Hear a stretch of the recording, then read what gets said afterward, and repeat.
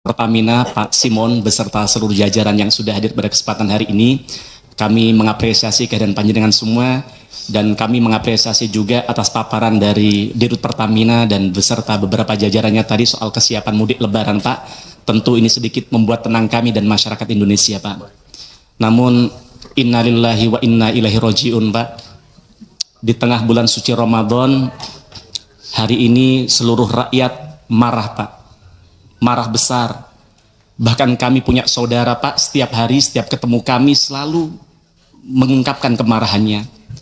Mereka kecewa begitu mendalam terhadap Pertamina karena mereka merasa tertipu bertahun-tahun selama ini, Pak. Seperti yang telah kami sampaikan di awal bulan Desember yang lalu tentang kualitas BBM Pertamina yang dipertanyakan oleh banyak masyarakat kami, hari ini kekhawatiran kami di tahun lalu, Pak, bom waktu itu benar-benar meledak, Pak. Maka pada kesempatan hari ini, pada RDP kali ini, jujur saja, Pak, kami sedikit kecewa. Kami tunggu-tunggu dari tadi paparan soal terupdate Pertamax oplosan, tapi tidak ada sebait kata pun yang menjelaskan soal itu di kesempatan pagi hari ini. Padahal kami menunggu-nunggu rapat ini dari berminggu-minggu yang lalu, sampai kami coba ingatkan di grup Komisi 6 dan sebagainya, dan alhamdulillah hari ini terlaksana, tapi juga tidak bisa mengurangi kegundahan kami dan masyarakat kami, Pak. Maka harapan kami korupsi yang sudah ditangani oleh kejaksaan, yaitu Pertamax oplosan yang katanya sudah merugikan negara lebih dari 1.000 triliun rupiah ini, Pak. Dan juga bahkan yang kemarin yang terupdate ditemukan juga adanya kontrak oplosan antara Pertamina dengan pihak swasta yang sudah berjalan sejak tahun 2017. Maka saya berharap ada penjelasan sejelas-jelasnya, Pak, nanti di akhir sesi ini, Pak. Karena jika benar, maka ini adalah orkestrasi kejahatan totalitas yang masif dan terstruktur, Pak. Dari hulu ke hilir yang sudah terjadi bertahun-tahun. Ini di mata kami bukan hanya sekedar korupsi yang merugikan negara, Pak. Tapi ini adalah korupsi yang merugikan, menyakiti dan mengkhianati rakyat kita, Pak. Bahkan tadi malam, Pak Simon, ketika kami mau tidur, Pak, kami mendengar satu berita yang di-share oleh kawan kami di grup Komisi 6, Pak. Menangis hati kami, Pak. Sama tahu di grup itu apa, Pak? Pernyataan dari Kejaksaan Agung bahwa mereka menemukan grup WA yang judul grupnya adalah orang-orang senang. Naudzubillah min syarri dzalik, Pak. Jadi ternyata mereka melakukan selama ini dengan kesadaran, Pak.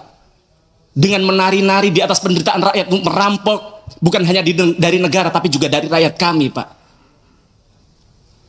Kemudian Pak Dirut, baru-baru ini Menteri SDM mengatakan akan membangun kilang minyak yang dibiayai oleh Danantara dengan biaya mencapai 500 triliun rupiah. Lah jadi selama ini Pertamina tidak punya kilang baru, Pak. Padahal ketika 2019 yang lalu kami duduk di sini, ketika di situ di tempat Bapak ada namanya Bu Nike, saat itu menyampaikan bahwa RDMP Balikpapan maksimal tahun itu akan selesai, tapi nyatanya ternyata kami baru tahu sampai tahun 2025 itu tidak tuntas juga, Pak. Sedangkan hari ini kebutuhan BBM kita 16 juta barel per hari, padahal targetnya pada tahun 2025 ini sudah bisa memproduksi 2 juta barel, Pak. Artinya kita bukan lagi hanya impor, tapi kita surplus, kita bisa melakukan ekspor BBM. Tapi ternyata semua itu hanya mimpi dan ilusi, Pak. Karena maunya oknum-oknum Pertamina hanya impor dan impor saja, Pak. Jadi saya melihat bahwa sebenarnya Pertamina adalah bagian dari mafia migas, Pak. Karena ternyata mafia migas telah mempengaruhi Pertamina agar menunda-nunda pembangunan kilang, Pak. Di sisi lain juga ada kebobrokan dalam manajemen SDM di Pertamina. Mantan orang dalam Pertamina, mantan orang dalam Petral, entitas mafia yang sudah dibubarkan negara karena tempat sarangnya mafia di dalamnya, malah ternyata Dirut Pertamina saat itu, salah satu orang Petral saat itu menjadi Dirut Pertamina Patraniaga. Maka tidak heran, maka kemudian namanya Rifa bekerja sama dengan geng mafia melakukan perampokan yang begitu besar terhadap duit negara kalau itu betul terjadi, begitu, Pak.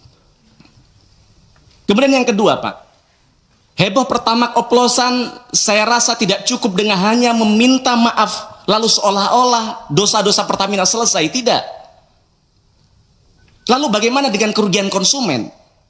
Apa ada inisiatif dari Pertamina untuk memberikan mengganti kerugian mereka, Pak? Ingat, Pak, mereka beli BBM bukan untuk diminum, Pak, tapi untuk bekerja sehari-hari dari kantor ke rumahnya. Saya maka tidak bayangkan kalau seandainya kemudian oksigen dikelola oleh Pertamina, jangan-jangan dioplos dengan karbon dioksida. Maka manfaatkan My Pertamina untuk bagaimana bisa memberikan ganti rugi kepada rakyat kita, Pak. Dengarkan kata netizen, saya pikir ada benarnya. Gimana untuk mengembalikan integritas Pertamina, mereka ganti gasih Pertamax secara gratis selama setahun misalnya. Tapi itu tidak mungkin. Atau seminggu deh, atau sebulan deh. Atau apa yang bisa Bapak lakukan, yang penting rakyat merasa ada upaya dari Pertamina untuk memberikan perbaikan dan minta maaf kepada rakyat. Ingat, para founding father kita mendirikan Pertamina dengan tetes darah dan keringat. Bagaimana kemudian hari ini dihancurkan oleh internal Pertamina sendiri, yang ini harus dikembalikan oleh Bapak. Kemudian juga kalau kita bicara lingkungan hidup kita, hasil uji lab BBM Pertamina hasilnya di bawah standar, di bawah ketentuan Kementerian LHK. Kandungan sulfur Pertamax ternyata sama dengan Pertalite yang 500 ppm, Pak. Bayangkan, standar Euro 4 saja, RON 92 kandungan sulfurnya harusnya hanya 50 ppm. Belum lagi kalau kita lihat punya tetangga kita Shell hanya 10 ppm, Pak. Maka bobroknya Pertamina dari segala sisi ini, Pak, dari SDM, teknologi, produk, dan sebagainya, ini sangat merugikan berbagai sektor. Maka reformasi inset outset adalah urgent dan wajib untuk segera dilakukan. Kemudian yang ketiga, Pak, jika menilik betapa besarnya gaji yang diperoleh jajaran direksi Pertamina, lebih dari 1 miliar per bulan, setara dengan gaji dirut Coca-Cola, Pak. Bahkan kami cek setara dengan gaji CEO Google, yang merupakan perusahaan global dengan valuasi dan market yang memang mendunia. Bahkan itu kalau ditambah dengan tantiem, dividen, kemudian kompensasi finansial lainnya, maka THP yang diberikan kepada direksi Pertamina 4 miliar per bulan, jauh lebih besar daripada gaji Presiden Republik Indonesia, bahkan jauh lebih besar dari gaji Presiden Amerika Serikat Donald Trump, Pak. Ini amat sangat terlalu luar biasa. Maka seharusnya dengan angka sefantastis itu, direksi wajib bisa memberikan pelayanan terbaik, wajib bisa menghadirkan BBM berkualitas, wajib bisa memberikan BBM yang terjangkau untuk semua lapisan masyarakat, bahkan bisa membuat profit yang impactful bagi negara, harusnya. Tapi nyatanya apa? Malah merugikan negara dan melukai rakyat kita hari ini. Bahkan kalau kita lihat di laporan keuangan anak usaha Pertamina, yaitu Pertamina Patraniaga, kompensasi bagi manajemen kunci termasuk direksi dan komisaris mencapai 19,1 juta US dollar atau setara dengan 312 miliar.